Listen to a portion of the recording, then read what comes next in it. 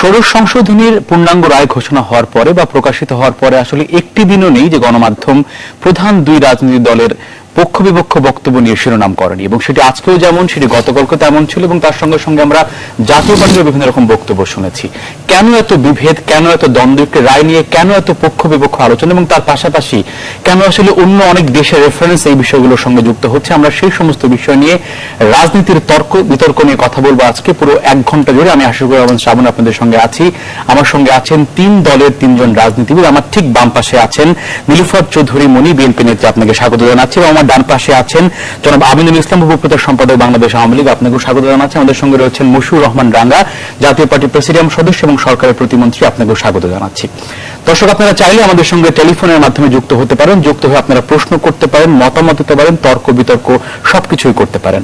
মনে হয় আপনাকে দিয়ে শুরু করতে চাই। আসলে যদি আমরা আজকের আওয়ামী লীগ সাধারণ সম্পাদকের বক্তব্য দেখি, তিনি বলেছেন সাপ নিয়ে তারা খেলছেন আপনারা বিএনপি, এবং গতকালকে বিএনপির মহাসচিব বক্তব্য রেখেছেন, সরকারকে তীব্র ভাষায় সমালোচনা করেছেন। মানে এই রায়ের প্রেক্ষাপটে বলা হচ্ছে যে বিএনপি অনেক খুশি হয়েছে, মানে সরকার বিপাকে পড়লে বিএনপি খুশি হয়, ব্যাপারটি আসলে এরকম? ধন্যবাদ আপনাকে, যারা দেখছেন প্রত্যেককে আমার শুভেচ্ছা অভিনন্দন। আমি এখানে আপনাকে যে কথাটা বলতে চাই, বিএনপি একটা রাজনৈতিক দল, আওয়ামী লীগ একটা রাজনৈতিক দল, এবং গণতন্ত্রে বিশ্বাসী বিএনপি। আওয়ামী লীগ গণতন্ত্রে বিশ্বাসী যখন বিরোধী দলে থাকেন, সরকারি দল এখন আমরা সবাই বুঝি কতটা গণতন্ত্র। আমার অপোজিটে আমার 2 জন বন্ধু আছেন, আমার আওয়ামী লীগের বন্ধু, উনি আমার বড় ভাই ইউনিভার্সিটি, তো আর আরেকজন আছেন মাননীয় মন্ত্রী মহোদয়। দেখেন, এখান থেকে বুঝবেন যে তারা 2 জন এক দলের।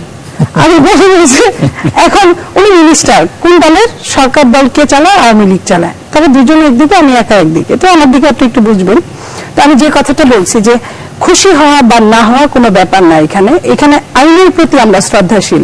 বিচার বিভাগ এমন ধরেন, আমি আপনাকে বলি যে যখন 15 সংশোধনী হয়, যখন 13 সংশোধনী বাতিল করে, তখন কিন্তু আদালতের রায়, পূর্ণাঙ্গ রায় প্রকাশ হওয়ার আগে কিন্তু সংসদে খুশির অতিশয্যে সংসদ কিন্তু বিল পাশ করে ফেললো। মনে আছে রানু ভাই? সংসদ বিল পাশ করে ফেললো। এটা কিন্তু কোনো আইনের মধ্যে পড়ে না, কিন্তু যেহেতু হাজার যুক্ত হয়েছে, ওনারা সব মিলে, সব এমপি মন্ত্রী ওনারাই, বিরোধী দলে ওনারা, সরকারি দলে ওনারা। এই কথাটা আমি এই জন্য বললাম। তো পছন্দ হলে আমার, পছন্দ না হলেই তাহার, এটা তো ঠিক না। তখন কি বিএনপি রাজপথে আন্দোলন করেনি? আসলে আমি আপনাকে বলি, বিএনপি বিক্ষোভ কি, আমরা যখন রাজনীতি করতাম, আমরা একটা সময় এসব বিরোধী আন্দোলনে আমরা কিন্তু এই কথাটাই বলছিলাম আমিনুল ভাইয়ের সাথে, যে আমরা সংগ্রাম পরিষদে ছিলাম। এই যে সেই মধুর দিনগুলো, আমরা কিন্তু চির প্রতিদ্বন্দ্বী, শত্রু না, আমরা বন্ধু, কিন্তু প্রতিদ্বন্দ্বী রাজনীতির ময়দানে। যেহেতু একজনকেই ফার্স্ট হতে হয়, সেকেন্ড হতে হয়, আমরা প্রতিদ্বন্দ্বী, কিন্তু আমরা তখন সেই সময়কে একসাথে রাজনীতি করেছি, আমাদের ভালো লেগেছিল সেই সময়গুলো। তো সেইখানে আমরা বলতে চাই যে আমরা কারো পক্ষেও না, কারো বিপক্ষেও না। আমরা আদালত যেটা রায় দিয়েছে, আমরা এখন সেটার পক্ষে। কিছুদিন আগে যখন দেখেন জামাতে অনেক নেতাকে এই আদালত, এই মহামান্য আদালত ফাঁসিতে ঝুলিয়েছে, এই তারাই, তখন কিন্তু এবং তারা তো বিক্ষোভ করেছে। শোনেন, এই সরকারি দলই তখন খুশি হয়েছে, মিষ্টি বিতরণ করেছে, লাশের সামনে জুতা মিছিল করেছে, ঝাড়ু মিছিল করেছে। আমরা কিন্তু দেখেছি, আমরা কিছুই বলি না, বিকজ আমরা আদালতের প্রতি শ্রদ্ধাশীল। এই শ্রদ্ধার জায়গাটা থেকে বিএনপি যদি আবারও বলে যে আমরা আদালতের প্রতি শ্রদ্ধাশীল, তাহলে কি খুব দূষণ হবে। আর আপনি যে কথাটা বলছেন যে তখন আপনারা বিক্ষোভ করেছেন, কেন আমরা ওইভাবে আন্দোলন করতে পারেন, আমি সেটাই বলছি যে যখন আমরা সংগ্রাম পরিষদে ছিলাম, আজকে অনেকদিন পরেও ভালোকে সত্যকে, সাদাকে সাদা, কালোকে কালো বলার মতো মানসিকতা আমার কাজ করে। এরশাদ সাহেব অনেক স্বৈরাচারী ছিলেন, অনেক আমাদের টর্চার করেছেন, কিন্তু তারপরেও আজকে বলতে হয় 2017 সালে যে সে কিন্তু মিছিলের উপর গুলি চালিয়েছিলেন। রাজনীতির নষ্টটা এখান থেকে হয়েছিল, কিন্তু সরাসরি প্রত্যেকটা মানুষকে একদম গুলির মুখে রাখে নাই, বুকের মধ্যে গুলি করে নাই, ক্রস ফায়ার ছিল না, গুম খুন এইভাবে ছিল না। এখন যখন দেখে যে রাজপথ দখল করতে গেলে 1টা 2টা 10টা 20টা, আমরা তো এটাও দেখেছি 150 লোক মারা গিয়েছে। এই ওনাদের নর্থ বেঙ্গলের দিকেই 150 লোক 3-4 দিনের মধ্যে মারা গিয়েছে। আমরা কিন্তু আপনাদের মাধ্যমে দেখেছি, মিডিয়ার মাধ্যমে। সো এতে করে কি হয়, প্রত্যেকটা পরিবারের মানুষ তারা কিন্তু যে বিয়ে করছে তার সন্তানের প্রতি মানে স্নেহবশত ওয়াইফ বাবা মা এখান থেকে মৃত্যুর কাছে যে কেউ যেতে চায় না। সেই জায়গাটা থেকে কিন্তু মানে কি সরকার তার মানে ক্ষমতা থাকার বোধতা হারিয়ে ফেলেছে এই রায়ের ফলে, যে কথা 2014 আমরা তো সবসময় বলছি সরকার কখনোই যেখানে 154টা আসন বিনা প্রতিদ্বন্দ্বিতায় নির্বাচিত হয় সেখানে সরকার কখনোই থাকতে পারে না, তার রাইটস নাই। দেখেন আমার কথা হলো যে রায়টা হয়েছে, রায়ের চলছে বিচার করে ওনারা কিন্তু কথা না বলে ওনারা কিন্তু রিভিউ করতে পারতেন, অ্যাপিল করতে পারতেন। তা না করে ওনারা আমরা যখন দেখি যে একজন মহামান্য বিচারপতি প্রধান চিফ জাস্টিসের বাসায় যখন একজন দলের সেক্রেটারি জেনারেল সে যখন যায় তখন কিন্তু আর আদালতের ওই জায়গাটায় আমরা কিন্তু অবাক বিস্ময়ে তাকিয়ে থাকি। যখন আমরা দেখি যে একজন আইনমন্ত্রী বলেন যে 116 অনুচ্ছেদ সংবিধান পরিপন্থী, এটা যুক্তি তাড়িত নয় আবেগ তাড়িত, ষোড়শ সংশোধনী বাতিলের রায় প্রধান বিচারপতি অগ্রহণযোগ্য বক্তব্য এক্সপান্স করার উদ্যোগ নেবেন বলেছেন। এবং তারপরে কি বলছেন, রায়ের পর্যবেক্ষণে বিকৃত ইতিহাস হয়েছে। এই কথাগুলো যখন বলেন তখন কিন্তু আইন থেকে আমরা অনেক সরে যাই। তারপরে আমি আপনাকে বলি যে একজন দাগি আসামি যিনি আমাদের রাঙা ভাইয়ের কলিগ, ঠিক আছে, সে কিন্তু একজন আসামি যখন আদালতকে অবমাননা করে আদালতে আপনার জরিমানা দেয় তখন কিন্তু তার মন্ত্রী হওয়ার যোগ্যতা থাকে না। তারপরে কিন্তু এই সরকারের মন্ত্রী, আমি আপনাকে কেন এই সরকার অবৈধ আমি সেটা বলছি, ফিরতে চাই আপনার কাছে আসতে চাই। উনিও যখন বলেছেন, আমি লাইনটা শেষ করি, উনিও যখন বলেছেন যে পাকিস্তানিদের হয়ে হুমকি দেখাও কত বড় দুঃসাহস তোমার, এবং চিফ জাস্টিসকে এই ভাষায় একজন প্রবীণ মানুষ কথা বলতে পারেন। বিচার ব্যবস্থার প্রতি অত্যন্ত অত্যন্ত শ্রদ্ধাশীল তারা এটা প্রমাণ করার চেষ্টা করছেন। আওয়ামী লীগের ব্যাপারে কোনো বক্তব্য আছে? আমি আপনাকে অভিনন্দন জানাচ্ছি, ধন্যবাদ জানাচ্ছি। একই সাথে নিউজ 24 এর দর্শক যারা দেশে এবং প্রবাসী অনুষ্ঠান দেখছেন সবাইকে শুভেচ্ছা জানাচ্ছি। আমার এটা খুব ভালো লাগছে যে বিএনপি এখন বিচার বিভাগের প্রতি অনেক অনেক শ্রদ্ধা দেখাচ্ছে। এটা অবশ্যই একটা আশাবাদী হওয়ার মতো বিষয়, কারণ বিএনপি তো তারাই যারা প্রধান বিচারপতির এজলাসে লাথি মেরেছিল বাংলাদেশের ইতিহাসে, কিন্তু অথবা তারও আগে যদি ফেরত যায় প্রধান বিচারপতির এজলাসে লাথি মারার কোন ইতিহাস কোন দৃষ্টান্ত নেই, এটা বিএনপি করেছিল। আজকে তারাই বলছে যে বিচার বিভাগ স্বাধীন। আবার এই বিচার বিভাগ যখন তাদের নেত্রী বেগম জিয়ার দুর্নীতির মামলা পরিচালনা করে রায় দিয়ে তখন বলা হয় সরকার বিচার বিভাগকে কন্ট্রোল করছেন। হ্যাঁ, এখন এটা বিচার বিভাগে রায়ের পরে আমাদের দলের সাধারণ সম্পাদক যথার্থ একটি কথা বলেছেন যে মির্জা ফখরুল এবং মোশাররফ সাহেবদের লাফালাফি দেখে মনে হচ্ছে যে ওরা বিচার বিভাগের বা সুপ্রিম কোর্টের মুখপাত্র কাজ করতেছেন। হ্যাঁ, এখন আমাদের যে বিষয়টা পরিষ্কার, আমরা কিন্তু একবারও প্রধান বিচারপতির রায় নিয়ে কোনো কথা বলিনি। আমাদের শুধু একটা জায়গায় কথা ছিল যে পর্যবেক্ষণে তিনি যে জায়গায় বলেছেন যে কোনো ব্যক্তির একক অবদানে এই দেশ স্বাধীন হয়নি, আমাদের শুধু এই জায়গাটা একটা কথা ছিল। এবং পর্যবেক্ষণ নিয়ে কথা বলা আর বিচার বিভাগের স্বাধীনতা হরণ করা অবশ্যই এক জিনিস নয়, এটা একটু বোঝা উচিত। যদি বা আমিও আইনের মানুষ নই, কিন্তু যারা আইনবিদ তাদের কাছ থেকে এইটুকুই আমি জানতে পেরেছি বইপত্র পড়ে, এটাই আমি বুঝতে পেরেছি। এক নম্বর। দুই নম্বর হচ্ছে কি, এরপরে সবচেয়ে দুঃখজনক ভাবে প্রধান বিচারপতি যে কথাটি পরশু বলেছেন যে পাকিস্তানের অনেক প্রধানমন্ত্রীকে সরিয়ে দেওয়া হয়েছে, এটা অবশ্যই একটি কষ্টের এবং বেদনার। কারণ আমি মনে করি যে বর্তমানে পৃথিবীতে অকার্যকর ব্যর্থ রাষ্ট্রের তালিকা যদি করা হয় পাকিস্তান সেখানে প্রথম সিরিয়ালে থাকে। সে একটি ব্যর্থ অকার্যকর রাষ্ট্র যারা আমাদের কাছে মুক্তিযুদ্ধে পরাজিত হয়েছিল, যারা এখনো আমাদের দেশটা মাথা উঁচু করে দাঁড়া চায় না, সে দেশটা তো কখনো এক্সাম্পল হিসাবে আসতে পারেনি। কিন্তু এই পর্যবেক্ষণগুলো, এই কথাগুলো একটাও কিন্তু বিচার বিভাগের বিপক্ষে আমরা বলছি না, অথবা আমরা বিচারপতিকে বিচার এজলাসে গিয়ে লাথি মারছি না অথবা ধমক দিচ্ছে না, এই কথাগুলো নিয়ে আমরা কথা বলছি পর্যবেক্ষণ নিয়ে। এটাকে যদি বিএনপি বিচার বিভাগের স্বাধীনতার সাথে মিলিয়ে ফেলে, এটা একটা মানে গলা জলে মাস শিকার। আমি এটা ওরাই জানবে ওরা কেন এত খুশি, কারণ এই ওরা এবং যে কথা আমি সে জায়গায় আসছি আমি পরে আরেক নিয়ে আমার বোন যে কথাটি বলেছেন যে 154টি আসনে যেখানে বিনা প্রতিদ্বন্দ্বিতা সেখানে এই সংসদ অবৈধ। আমাদের হচ্ছে কি, পৃথিবীতে কোন আইনের কোথায় লেখা আছে যে বিনা প্রতিদ্বন্দ্বিতায় কেউ নির্বাচিত হতে পারবে না, অথবা বিনা প্রতিদ্বন্দ্বিতায় নির্বাচিত হলে সেই সংসদ অকার্যকর হবে। এবং এই বিচারপতিও কিন্তু তার আইনে বা পর্যবেক্ষণে রায়ে কোথাও বলেনি যে এই সংসদ অবৈধ। উনি বলেছেন যে গণতন্ত্র এখানে সংসদীয় গণতন্ত্র যথেষ্ট শক্তিশালী নয়, কার্যকর নয় সেটা এবং ব্যর্থ, এটা কিন্তু ভিন্ন জিনিস। এখন বিএনপি কেন এত গদগদ খুশিতে সেটা তারাই ভালো বলতে পারবে। তবে আমার কাছে যেটা মনে হচ্ছে যে এটা ওদের একটা ঘোলা পানিতে মাছ শিকারের চেষ্টা, এবং এই চেষ্টার আসল পরিণতি কিন্তু ভালো হবে না। বিএনপিকে আমি বলবো, যেটা আমার বোন যে কথাটি বলেছেন যে আওয়ামী লীগ গণতান্ত্রিক যদি বিরোধী দলে থাকে, আমি আমার বোনকে স্মরণ করিয়ে দেই, আওয়ামী লীগ কিন্তু কোনো বিচারপতির রায়ে প্রতিষ্ঠিত রাজনৈতিক দল নয়, অথবা কোনো জেনারেলের থ্রেটে অথবা ক্ষমতার লোভ দেখিয়ে গড়া সংগঠন নয়। 1949 সালে যখন বাংলাদেশ আওয়ামী লীগের প্রতিষ্ঠা হয় তখন কিন্তু আওয়ামী লীগ ক্ষমতায় ছিল না। এরপরে দীর্ঘ ইতিহাসে আওয়ামী লীগ ক্ষমতা ছিল মাত্র 1.5-2 বছর 54 সালে যুক্তফ্রন্টে। এরপরেও আওয়ামী লীগ শুধু গণসংগঠন বলেই, গণতান্ত্রিক রাজনৈতিক দল বলেই 70 নির্বাচনে এসে আওয়ামী লীগ প্রমাণ করেছে বাংলাদেশের সর্ববৃহৎ গণতান্ত্রিক রাজনীতি। এই রাজনৈতিক দলকে নিয়ে যখন আমি একটা সমালোচনা করবো, একটু ভেবে চিন্তা করা উচিত। এখন ভাই, আপনারা আসলে সরকারের নাকি বিরোধী দলের, এই প্রসঙ্গ বিএনপির পক্ষ থেকে বারবারই তোলা হয় এবং নানা কটাক্ষ করা হয়। আপনার কাছে প্রথমে এই উত্তরটি জানতে চাই আমি, তারপর আপনার কাছে আরো প্রশ্ন আছে। তার আগে আপনাকে একটা ধন্যবাদ দিই এবং আপনার অগণিত দর্শক যারা দেখছেন দেশ এবং দেশের বাইরে, তাদেরকে ধন্যবাদ জানাচ্ছি। বিএনপির আমার ছোট বোন, ওনাকেও ধন্যবাদ জানাচ্ছি, আমার ছোট ভাই আওয়ামী লীগের, ওনাকেও ধন্যবাদ জানাচ্ছি। আসলেই আমরা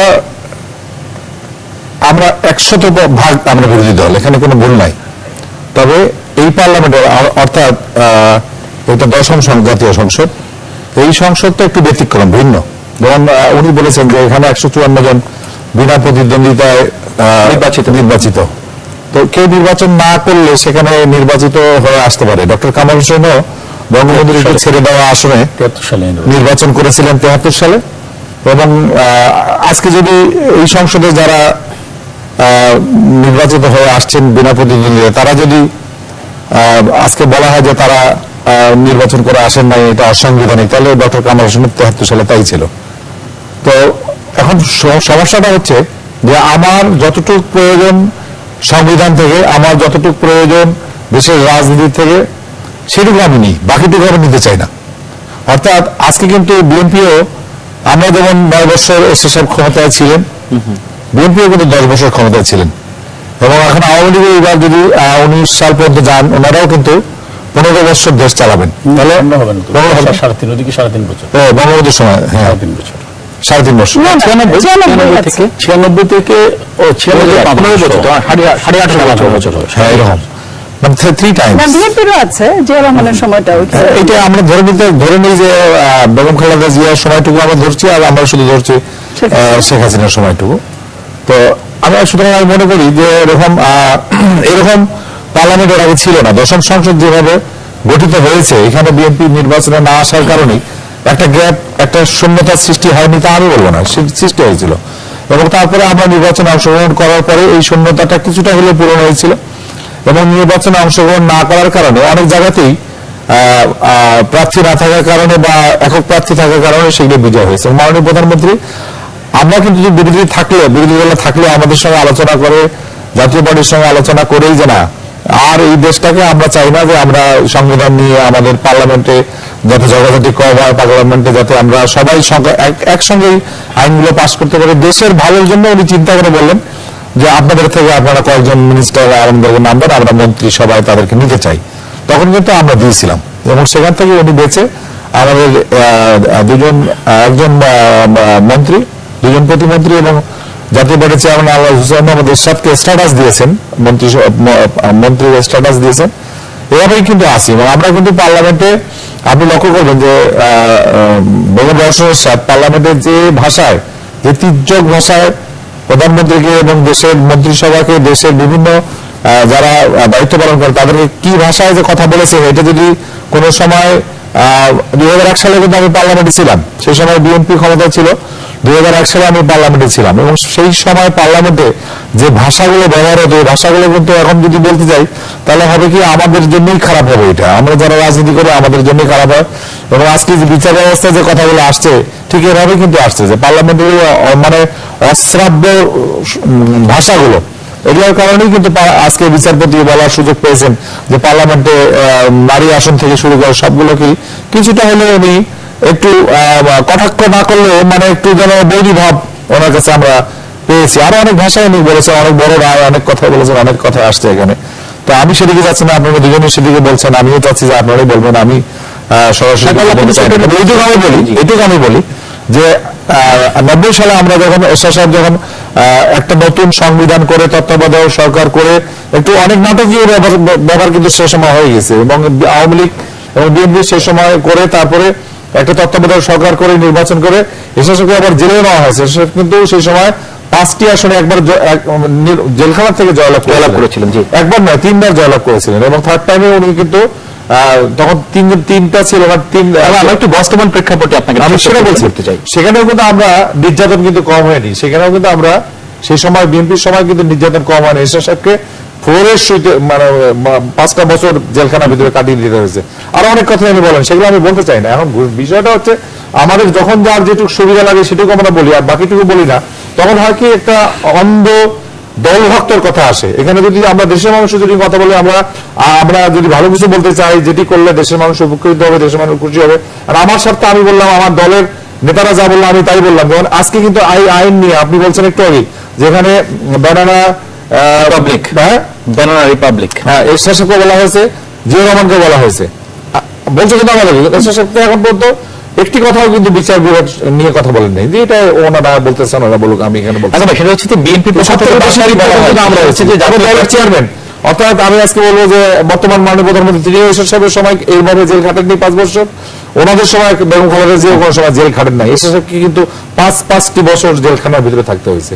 তো সুতরাং আমি মনে করি যে আমরাই সব থেকে বেশি নির্যাতিত হয়েছে সেই সময়, এবং এগুলো একটাও কিন্তু প্রমাণিত হয় না এরশাদের সম্পর্কে। জাতীয় পার্টি না ঘরকা না ঘাটকা, সেটা আসলে জাতীয় পার্টি অবশ্যই ঘরকা, এবং জনগণের জন্য রাস্তার মধ্যে ঘাটকা, এটা কোনো সমস্যা নাই। জাতীয় পার্টি সেটা হচ্ছে যে জি, আমি ওনার কথা যদি বলছি, আপনি যেটা জানতে চাচ্ছেন, আমি ওনাকে প্রমাণ দিতে চাই সে না ঘরকা না ঘাটকা।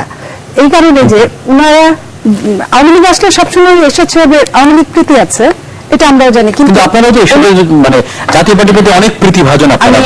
আমার ওইটুকু শেষ করি, না ঘরকা না ঘাটকা। আমি প্রমাণ দিতে চাই যে দেখেন, এরশাদ সাহেব কিন্তু একটা সময় আঞ্চলিক নেতা হিসেবে বিখ্যাত ছিল, প্রখ্যাত ছিল, যে রংপুরের ওই এলাকায় যে বাহেরা ওনারা বলতো, জানি আমাদের ছেলের দোষ আছে, কিন্তু ও তো আমাদের ছেলে, আঞ্চলিক। কিন্তু দেখেন, যখনই আওয়ামী লীগ আসে তখনই কিন্তু রংপুর, দিনাজপুর এগুলো দখল হয়ে যায়। আপনি খেয়াল করেন যে এই মুহূর্তে আমি বলছি রাঙা ভাইয়ের সামনে যে রংপুর বিভাগে কয়টা উপজেলা চেয়ারম্যান আছে, কয়টা পৌর মেয়র আছে জাতীয় পার্টির, যদি না থাকে তাহলে কেন? তো এই যে বিচ্ছুর মতো শুনেছি, বিচ্ছু নাকি তার মাকে খেয়ে জন্মগ্রহণ করে। তা জাতীয় পার্টি এখন এমন একটা দল হয়ে গিয়েছে, আওয়ামী লীগের মানে সাহসিক দল, মানে সঙ্গে থাকার দল, সেই দলটা এমন যে তাদের খেয়ে জন্মগ্রহণ করছে। তো ওখানে মেয়র, ওখানে সিটি কর্পোরেশন চেয়ারম্যান সবই কিন্তু আওয়ামী লীগের। সো এখান থেকে প্রমাণটা পাওয়া যায় যে উনি যে কথাটা বলছেন, এটা বলার জন্য বলছেন, হতে পারে যে ওনার সৌন্দর্যের মধ্যে আড়াল করতে চাচ্ছেন। তো সে আড়াল করলে আমাদের বলার কিছু নাই, রাজনীতিতে কখনো সখনো স্ট্যান্ডবাজি ঠাঁই পাই। সেইখানে আজকে জাতীয় পার্টির কর্ণধার যিনি, উনি কিন্তু স্ট্যান্ডবাজি ওনার প্রধান হাতিয়ার। তো উনি এই করে টিকে থাকে। তবে আপনি যে কথাটা বলছেন ওটাও আমি বলতে চাই, আমি আবারও বলছি, আমি আমার বিবেককে সাক্ষী রেখে কথা বলি, বলার চেষ্টা করি। সেটা হলো যে বাংলাদেশের রাজনীতি, বাংলাদেশের গণতন্ত্র এতটা ভঙ্গুর, এতটা আতুর ঘরে থাকা গণতন্ত্র, যেখানে আতুর ঘরে একটা সময় ছিল যে বাংলাদেশের অনেক মাই মৃত্যুবরণ করতো। বাংলাদেশের গণতন্ত্রটা, মাদের মৃত্যুর হার কমেছে, কিন্তু বাংলাদেশের গণতন্ত্রের মৃত্যুর হারটা এত বেশি হয়েছে যে ওইটাও ছাড়িয়ে গিয়েছে তৎকালীন সময়ের মায়েদের মৃত্যুর হারের অবস্থা। কারণ এরশাদ সাহেব, আজকে এরশাদ সাহেবকে নিয়ে দুই দল টানা হেঁচড়া করতে হয়, এটা যে এরশাদ সাহেবকে নিয়ে 90-এর গণ অভ্যুত্থান ঘটিয়ে এই দুইটা দল স্টেপ বাই স্টেপ ক্ষমতায় এসছে। এই দুইটা দল, ওনাদের দল, আমাদের দল, আমি সেটাই বলছি। এখানে কিছুই করার নাই। আমি যখন নুরুল হোসেনের দিকে তাকাই, আমি যখন ডাক্তার মনিরের দিকে তাকাই, কিংবা বাসুনিয়া মিলন, ডাক্তার মিলন, রাফেল বাসুনিয়া, এদের দিকে যখন তাকাই, জিহাদের দিকে যখন তাকাই, তখন আমার নিজের প্রতি ঘৃণা আসে, ধিক্কার আসে, যে আমরা এমন একটা গণতন্ত্রের জন্ম দিই যে আমরা কিভাবে জানি সবকিছু ক্ষমাও করি না। ক্ষমা যদি করি যে না, সাধারণ ক্ষমার মতো যখন 72-73 হয়েছে, হ্যাঁ, সেটাও করি না। আমি এখন রান্না হওয়ার পক্ষেই যাচ্ছে কথাটা, কিন্তু তারপরেও আমি বলছি এটা আমাদের দুঃখ। এই যে চীনের নদী রঙ্গ যেমন দুঃখ, আমাদের গণতন্ত্রের নির্বাচনী জোটের দিকে তাকান, তখন কি জামাত ইসলামকে দেখে আপনাদের কোনো প্রতিক্রিয়া হয় না? শুনেন, আমি জামাতের সাথে নির্বাচনী জোট এক সময় আওয়ামী লীগে ছিল। আপনি 96 যে প্রশ্ন মানে বিদ্ধ জাতীয় পার্টি সহ আমরা ঠিক একই জায়গায় ওইখানে বিদ্ধ। কিন্তু যদি আমি মনে করি, যেমন ধরেন স্বাধীনতার পরে থেকে জামাত কিন্তু কোনো না কোনো ভাবে সংসদ সদস্য ছিল, এবং সবখানে আমরা যখন দেখি যে তৎকালীন যে যিনি নেতা আমাদের শেখ মুজিবুর রহমান সাহেব, অবিসংবাদিত নেতা, নো ডাউট, উনিও জামাতকে যখন দেখছেন যে কিছু কিছু মানুষ আছে এদের ক্ষমা না করলে দেশ চালানো যাবে না, দেশের কর্ণধার উনি ছিলেন, তো উনি বুঝেন যে কতটা সমস্যা মুখোমুখি তাকে হতে হয় একটা নতুন দেশে। সো উনিও বাধ্য হয়েছিলেন, পরবর্তী ক্রনোলজিক্যালি কিন্তু অনেকেই বাধ্য হয়েছেন।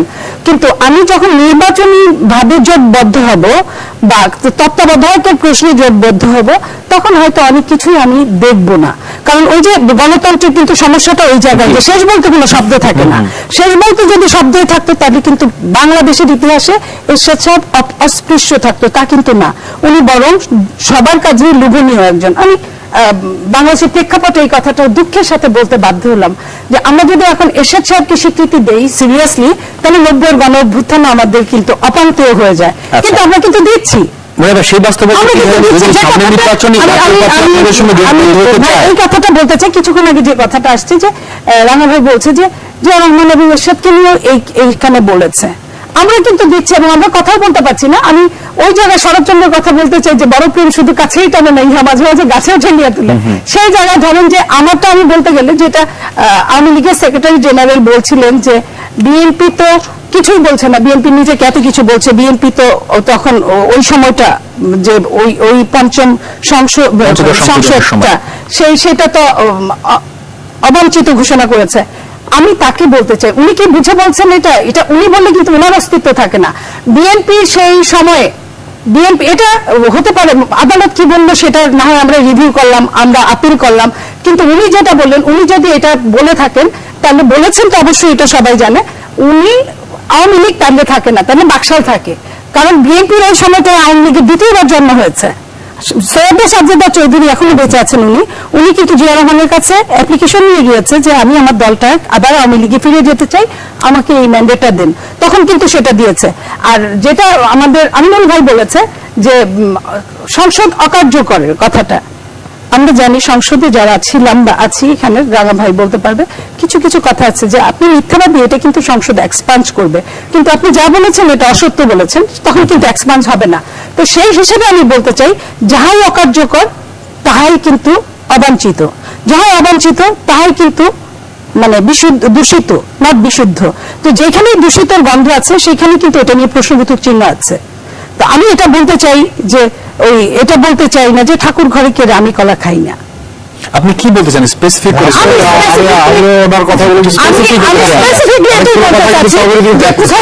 কোথাও আছে, যেমন ধরেন বাংলাদেশে সবখানে এখন অরাজকতা চলছে, রায় কিন্তু একটা জায়গায় আছে, তারপরে জবাবদিহিতামূলক কোনো প্রতিষ্ঠান নেই।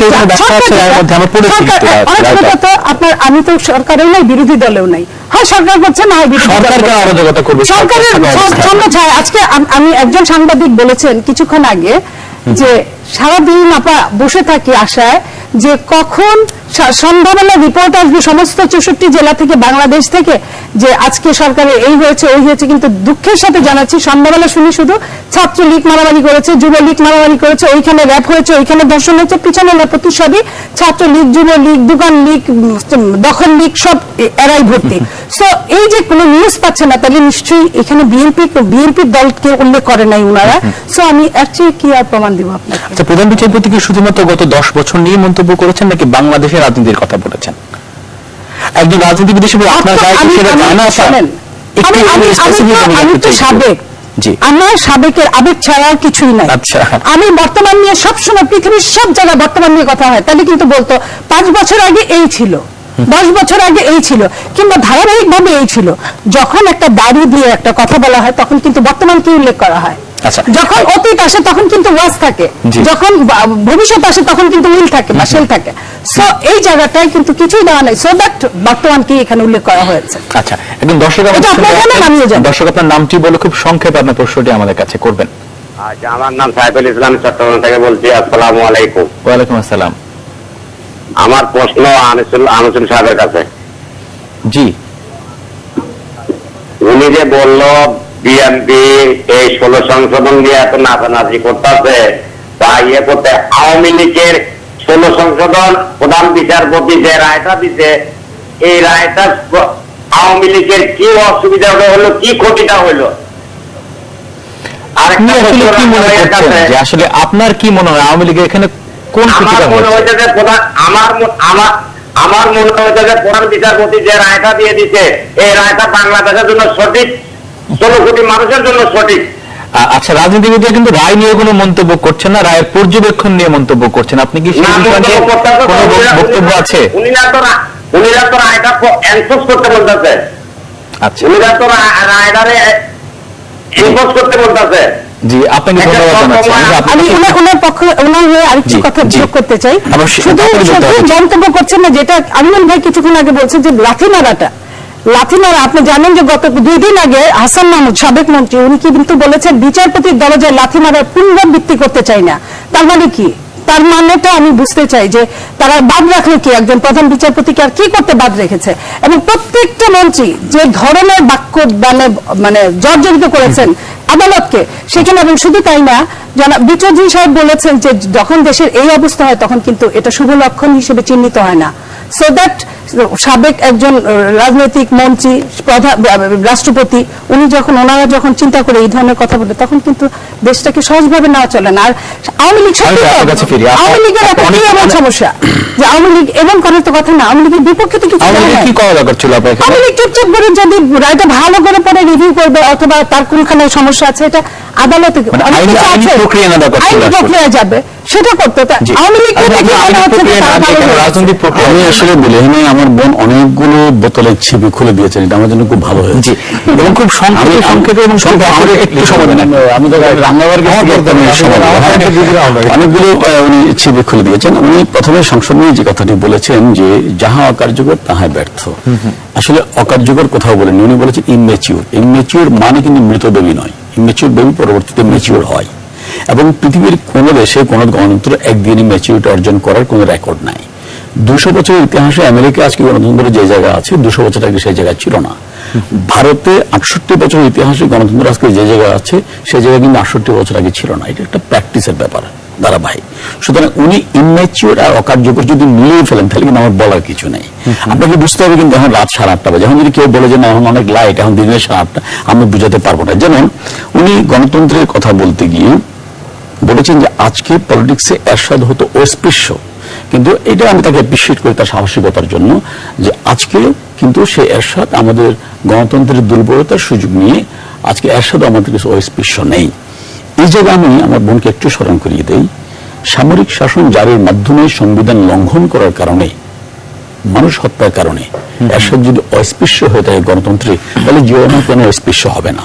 উনি কি এরশাদ চেয়ে বা এরশাদের চেয়ে ভিন্ন কোনো কায়দায় ক্ষমতা এসেছিলেন গণতন্ত্রের মাধ্যমে, নির্বাচনের মাধ্যমে, নাকি উনি সামরিক ফরমান জারি করেছিলেন? বরঞ্চ উনি তো এরশাদের চেয়ে অনেক জঘন্যভাবে ক্ষমতা দেওয়া। একই সাথে উনি ছিলেন প্রধান সামরিক প্রশাসন, একই সাথে রাষ্ট্রপতি, সবকিছু উনি হয়েছিলেন। তাহলে উনি আরো কত বেশি অস্পৃশ্য হওয়া দরকার। আমি যখন কথা বলবো, আপনাকে সমালোচনা করব, তখন তার আগে আমার সাইডটা আমার দেখা দরকার, আমি কি কথাগুলো বলছি। এখন সেই জায়গায় না দাঁড়িয়ে আমি যদি শুধু আরেকজনকে বলে যাই, সেটা তার মানুষ সেটা গ্রহণ করবে বলে আমার মনে হয় না। আপনি আরেকটি অত্যন্ত ভুল ইনফরমেশন দেওয়ার চেষ্টা করেছেন জাতিকে, যে বঙ্গবন্ধু ক্ষমা করেছিলেন, অবশ্যই ক্ষমা করেছিলেন, কিন্তু বঙ্গবন্ধুর সেই সাধারণ ক্ষমায় সুস্পষ্টভাবে লেখা ছিল যারা খুন, রাহাজানি, ডাকাতি, অগ্নিসংযোগ, এই 4টি স্পেসিফিক লিখিত অভিযোগ যাদের বিরুদ্ধে ছিল, বঙ্গবন্ধু তাদের কাউকে ক্ষমা করেনি।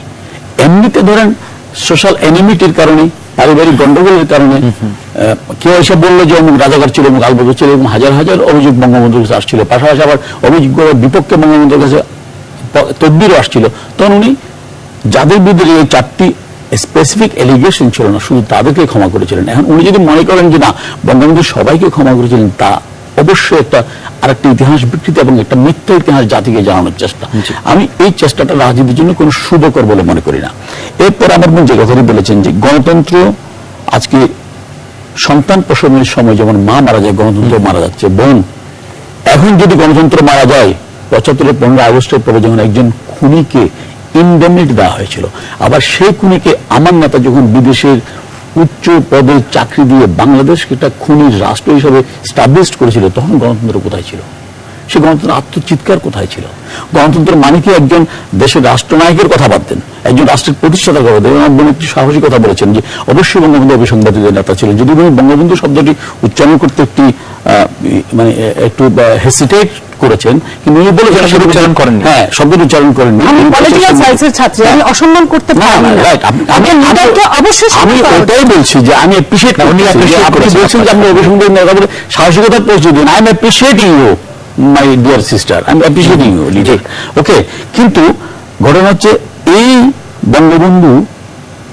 বঙ্গবন্ধু এই মানুষটাকে হত্যা করা হলো, তার খুনিদিকে আমি প্রোটেকশন দিলাম, তার খুনিদিকে আমি বিদেশে পাঠালাম, বিদেশে রাষ্ট্রদূতে চাকরি দিলাম, এমবেসিতে চাকরি দিলাম, সারা পৃথিবীকে আমি কি মেসেজ দিলাম? তখন সেই গণতন্ত্রটা কোথায় ছিল?